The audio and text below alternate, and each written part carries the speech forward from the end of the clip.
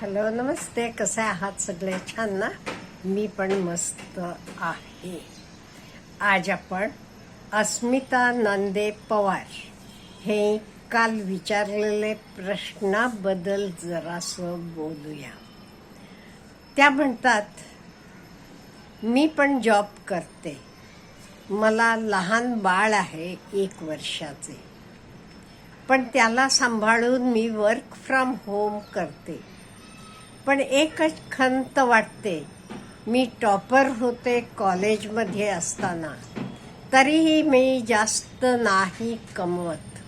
माझ्या बरोबरच्या मुली जास्त कमवतात. त्यासाठी काही मार्गदर्शन कराल का? हे बघा, कालचे व्हिडिओचा खाली विचारलेला प्रश्न आहे. Money is the best motivator in life. मी व्हिडिओ केलेला होता ना, त्याला त्यांचा हा कमेंट आहे.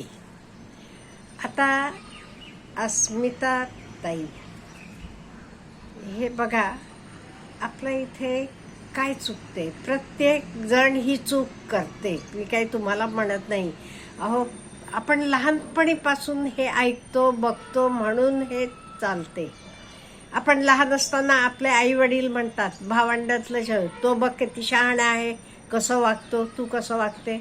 जरा मोठे झाल्यावर शाळेत तुझे मैत्रिणीला बघ किती चांगले मार्क मिळाले, किंवा ती बघ किती छान गाणं म्हणते, किंवा असं कंपेअर केलं जाते. खरं हे चुकीचं आहे. आपण आपली कंपॅरिझन दुसऱ्याशी करता कामा नये. आपण कंपॅरिझन करायची तर ती स्वतःशी करायला पाहिजे. आता तुम्हाला काय वाटते? तुम्हाला वाटते तुम्ही कॉलेजमध्ये असताना टॉपर होता. बरोबर आहे, तुम्ही पण जॉब करता, तुम्ही म्हणता, पण तुमचं बाळ लहान आहे. हां, त्यामुळे तुम्हाला थोड्याफार लिमिटेशन येत असतील, नाही म्हणत नाही मी. म्हणून आपण दुसऱ्याशी आपली तुलना करून आपण वाईट वाटून घ्यायचं का? आपल्या मनाला स्ट्रेस निर्माण झाला, आपल्याला दुःख झालं की त्यातनं कोणाचं नुकसान होते? स्वतःचं नुकसान. आता आपण दुसऱ्याशी कंपेअर करताना पॉझिटिव्हली कंपेअर करा तुम्ही. ओके, माझ्या मैत्रिणी माझ्या वर्गात होत्या, माझ्यापेक्षा कमी मार्क होते त्यांना, पण आज त्या किती टॉपला गेलेल्या आहेत. कसं ते काय वेगळं केलं माझ्यापेक्षा? असं तुम्ही विचार करून आपल्यात काही त्रुटी असल्या तर आपण बाजूला काढू शकतो. आता मी पण नोकरी करताना बघायची, काही माझी एक मैत्रीण होती बरं का, फार स्मार्ट हो, घरातलं सगळं छान करायची, सगळं करणं उत्तम, अगदी वेळेवर, कुठे काही कोणालाही मदत करायला पहिला नंबर तिचा. सगळे गुण होते. चांगलं गाणं म्हणणार, कोणाला अगदी मदत लागली तर त्यांचे घरी जाऊन त्यांना ती मदत करेल, एवढं. त्यामुळे जे गुण आपलेच नाही, त्यामुळे आपल्याला त्यांचं कौतुक वाटायला पाहिजे आणि ते गुण आपण त्यांचे आपलेच कसे आपण आत्मसात करू. चांगलं हे कोणाचंही चांगलं घ्यायला पाहिजे. गुणाला कधी मत्सर करायचं नाही.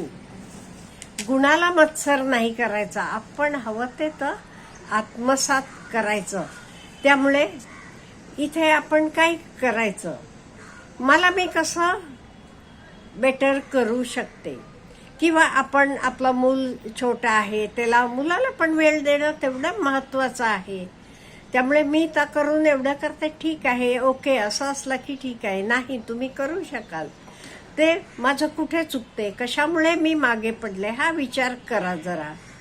आणि तर आपण कसं सुधारू शकतो ह्याचा पण जरासं खोलवर जाऊन विचार करा.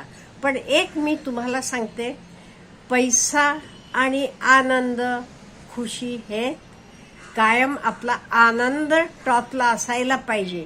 पैसा आपण कशाला मिळवतो? आनंद मिळवण्यासाठी. त्यामुळे आपला आनंद जात असला तर, म्हणजे आपल्या मुलाचं नुकसान होते, त्याच्याकडे दुर्लक्ष होते. असं असलं तर आपण जास्त पैसे कमवायला जायचं का? म्हणजे तुम्ही जास्त वेळ काम करावं लागते, जास्त जॉब आहे, तर सगळं आपण मनानं विचार करायला पाहिजे. आणि घरातला आनंद हा महत्त्वाचा आहे. मूल छोटा आहे, आई म्हणून त्याच्याकडे लक्ष देणं पण महत्त्वाचं आहे.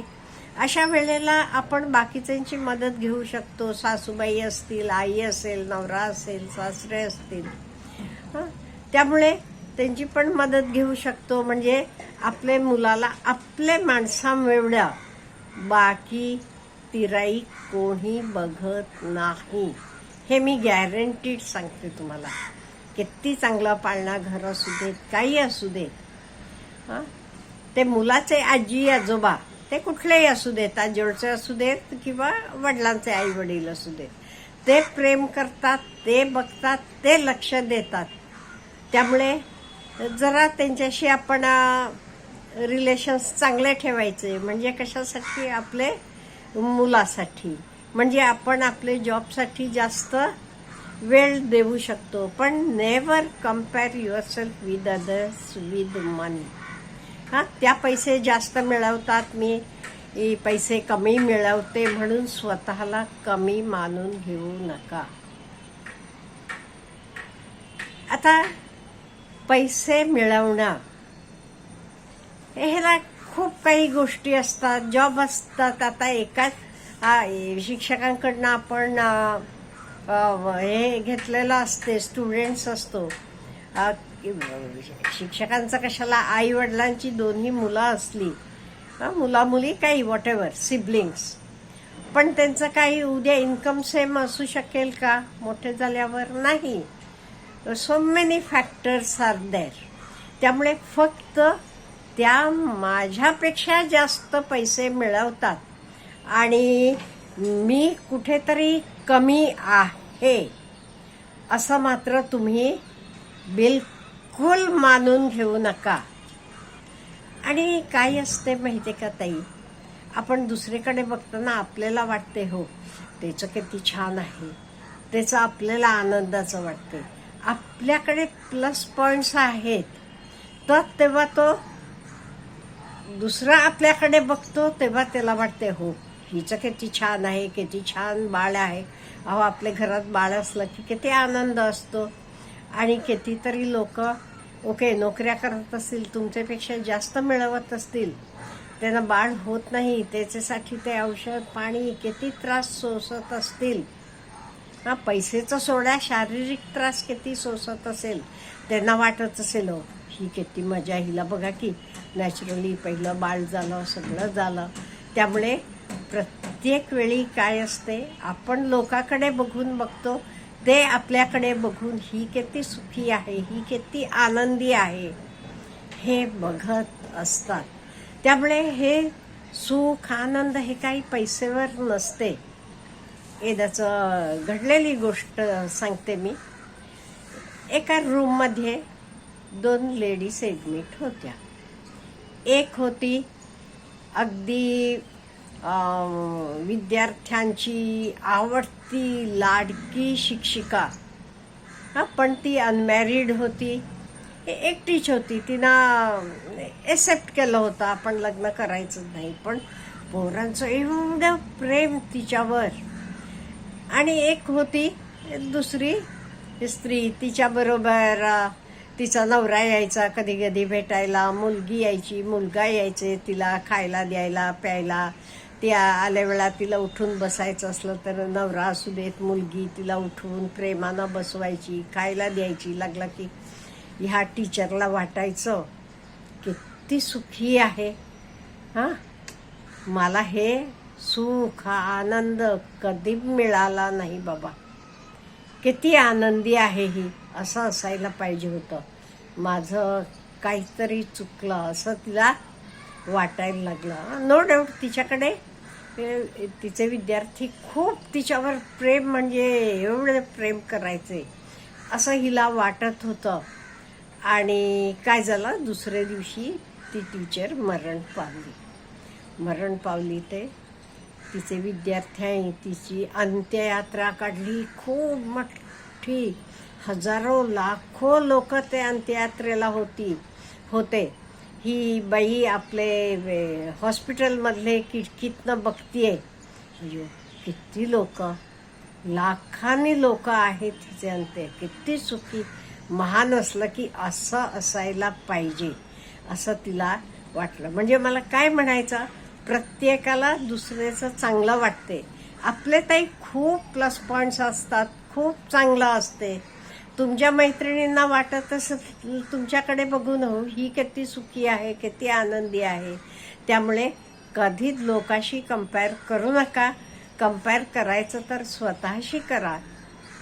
मी कसं अजूनही जास्त पुढे जाऊ शकते, किंवा मी माझे घरातलं सगळं व्यवस्थितपणे मॅनेज करून कसं, हा विचार करा.